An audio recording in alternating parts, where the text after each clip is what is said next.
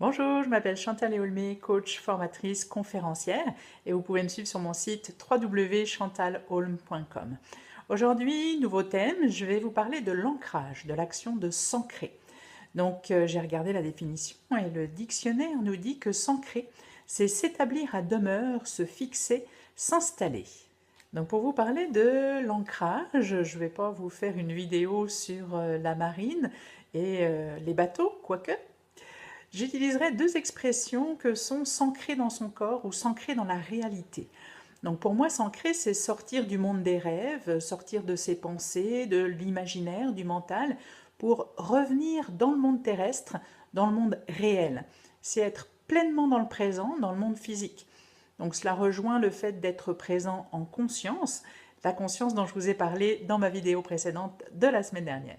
Pour vous parler de l'ancrage, j'ai voulu faire une comparaison avec deux choses, et c'est là que je vais faire un clin d'œil au niveau de la marine. Je comparerai l'ancrage à deux choses, donc je vous le disais.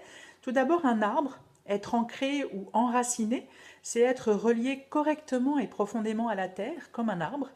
L'arbre, il ne peut pas s'élever ou grandir, être solide, sans de nombreuses et puissantes racines. Et puis l'autre comparaison qu'on pourrait faire, c'est un bateau qui pose son ancre au port. Et le bateau reste accroché, mais avec une certaine souplesse qui lui permet tout de même de bouger un peu au gré du vent.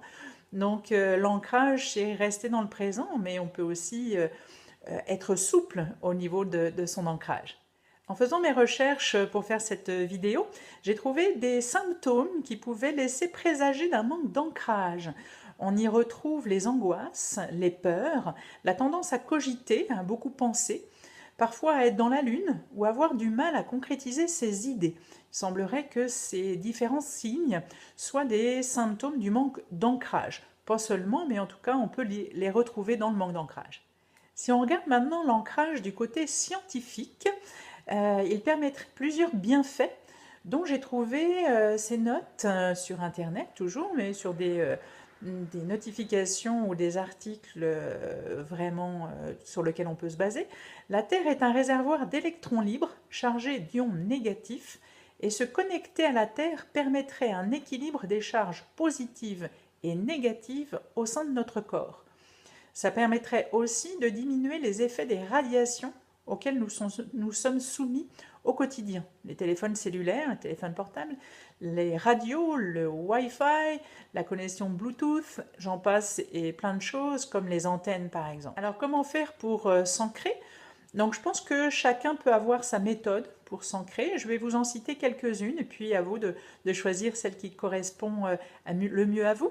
Les activités sportives qui font travailler le corps et les fonctions de base, les muscles, la respiration, le système cardiovasculaire. Donc ça peut être une solution. La méditation pour certains. Les activités artistiques également qui permettent de rendre concrètes nos pensées et notre imagination. Et puis des choses plus basiques, être pieds nus sur le sol, faire de grandes respirations, calmes, tranquilles. Et puis la cohérence cardiaque que certains peuvent peut-être connaître, vous en avez déjà peut-être entendu parler.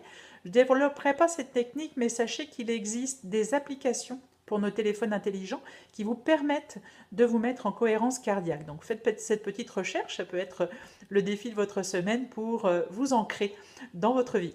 Je conclurai cette vidéo en citant Hubert Reeves, astrophysicien canadien, mondialement connu, qui nous conseillait d'être à l'écoute de la nature pour retrouver ses racines et s'ancrer dans la réalité. Voilà ce que je voulais vous dire sur l'ancrage. N'hésitez pas à partager cette vidéo, à commenter, à vous abonner à ma chaîne YouTube pour recevoir mes vidéos en avant-première. Et je vous dis à très bientôt pour un nouveau thème. Bye!